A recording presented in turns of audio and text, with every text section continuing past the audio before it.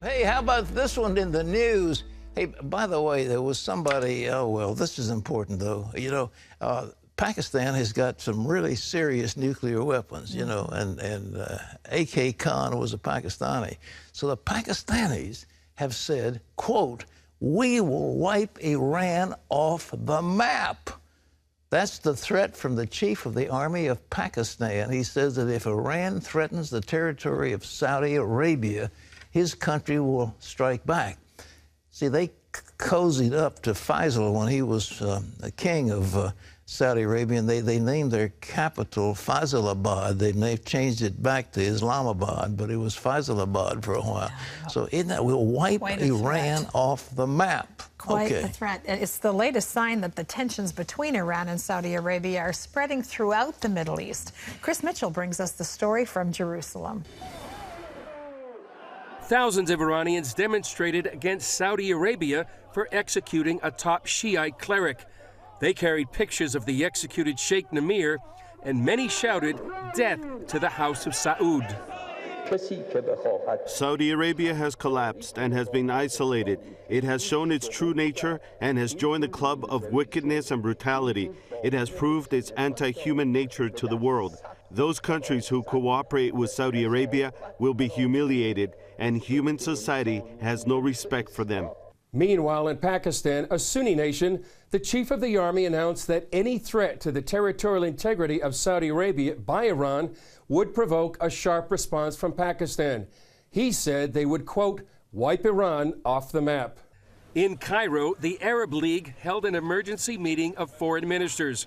Saudi Arabia's foreign minister said Iran's attack on the Saudi embassy in Tehran after the execution of Sheikh Namir was the latest incident in decades of aggression.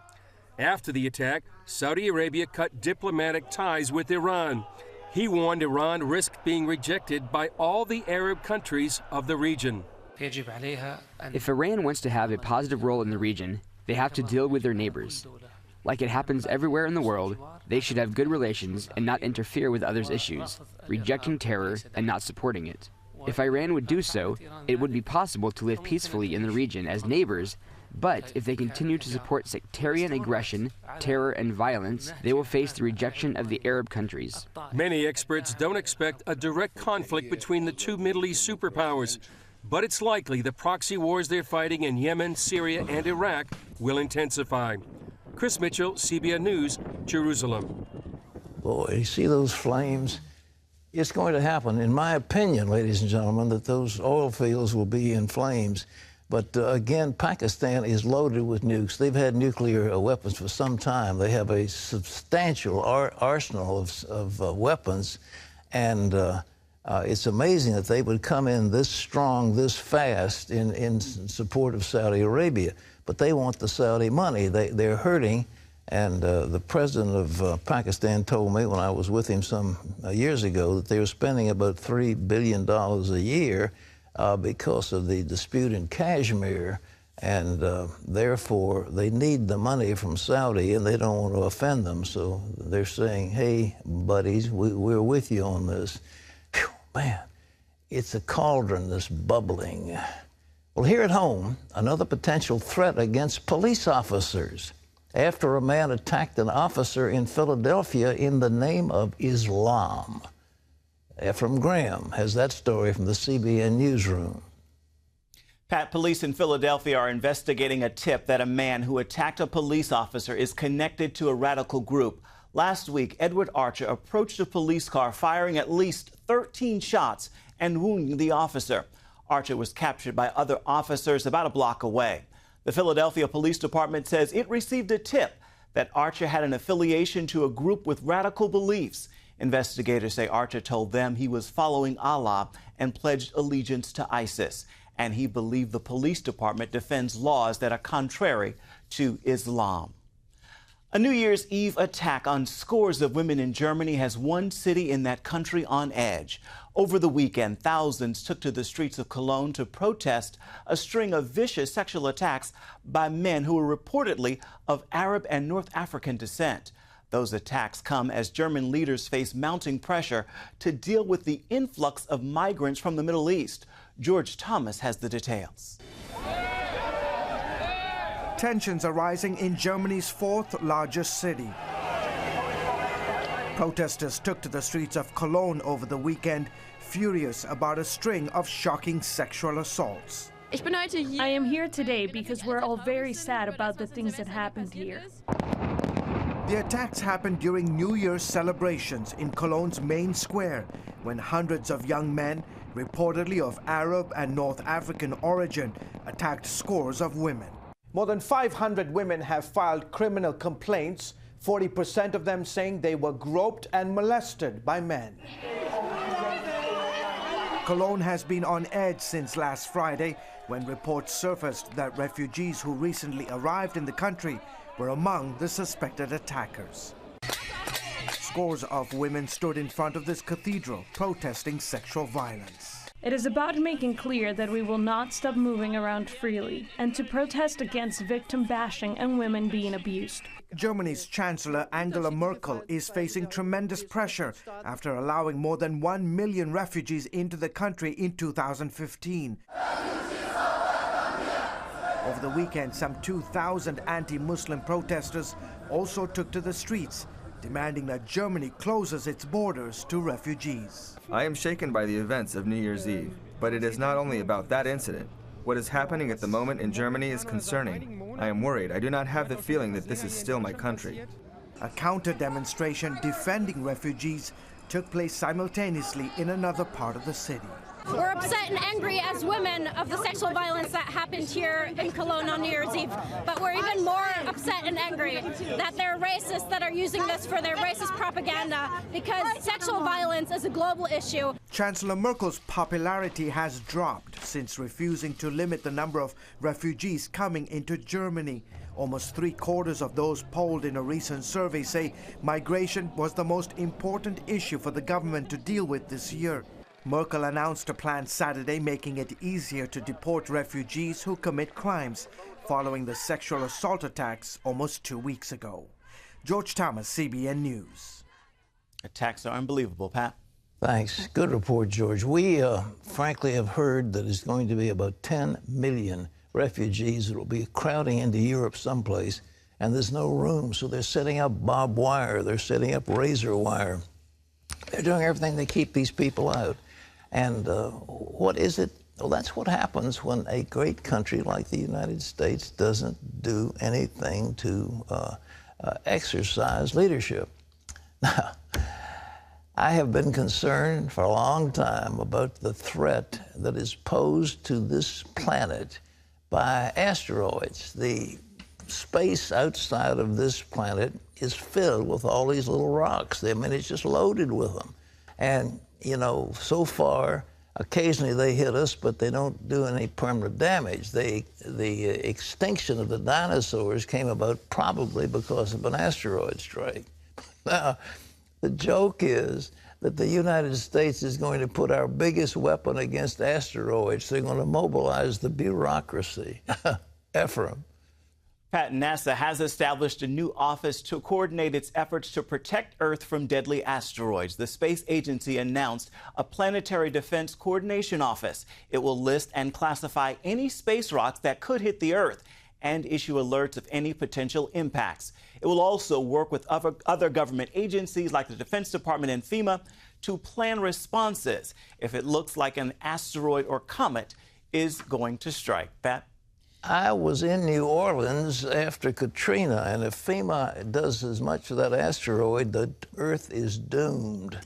Well, it's really only an alert anyway, right, Yeah, that well, they're whatever. talking about? I mean, you wrote a book a number of years The ago. end of the age, and I think if there was anything that fulfills the prophecies that were given by Jesus Christ, it is a strike to this Earth by an asteroid.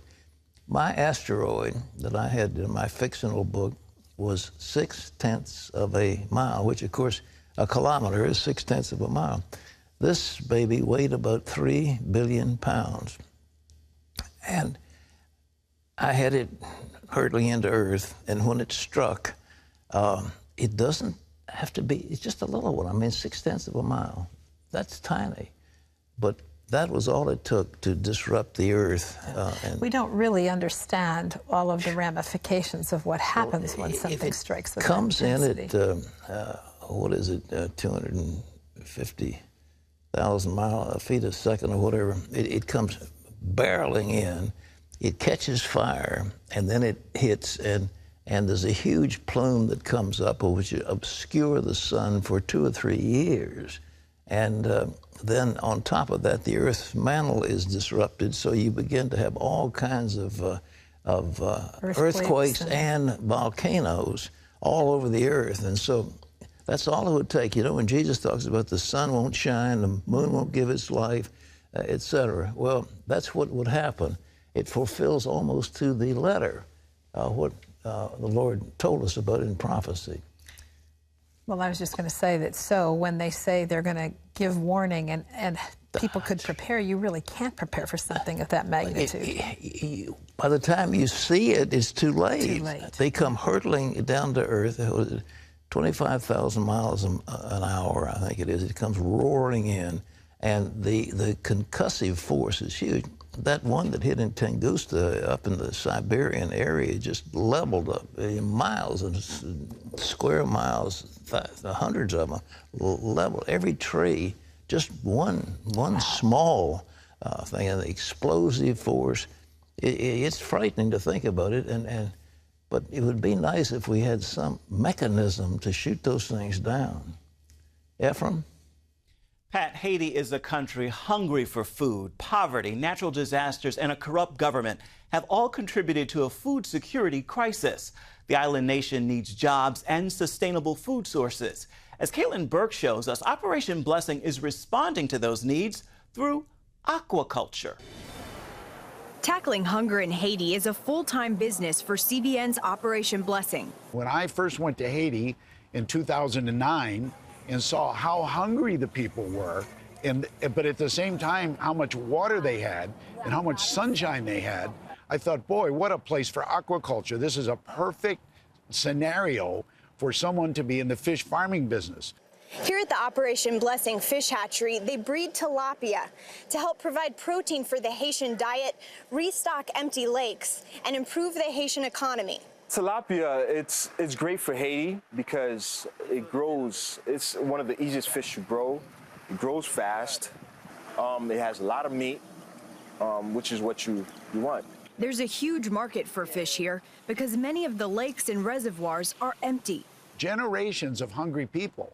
They scour the ponds and the lakes and the rivers and even harvest tiny fish just for subsistence for their families. Operation Blessing produces more than 1 million baby fish or fingerlings a month.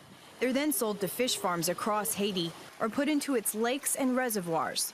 The Taeno Aqua Farm, OB's largest customer, buys up to 70,000 fingerlings a month to grow and sell to the Haitian people. First year, we're looking at producing about 500 tons, which is about 1 million pounds. We'll be the largest aquaculture operation in the country, and we hope to grow from there. Part of building a fish farm means finding a place to grow the fish. TAF puts the fingerlings in this lake using massive cages. There are 6 cages like this one out on the lake, but that number is expected to double. Each cage can hold 200,000 fish. Our fish are actually growing ahead of schedule. They're about 35% ahead of what we anticipated, which is all great news. They're more efficient than we thought they were going to be in terms of converting food to mass, and they seem to be swimming and very happy. While selling fingerlings is a major part of the fish hatchery's work, Operation Blessing also donates full-grown fish for meals at schools, orphanages, and hospitals. The human body requires protein. In Haiti, it's a steady diet for the poor of beans and rice, and they don't always have enough beans and rice. The fish hatchery helps provide a sustainable food source and also much-needed jobs. That's the real solution to poverty and the ultimate goal of Operation Blessing in Haiti. Everyone's heard the old saying about teaching a man to fish.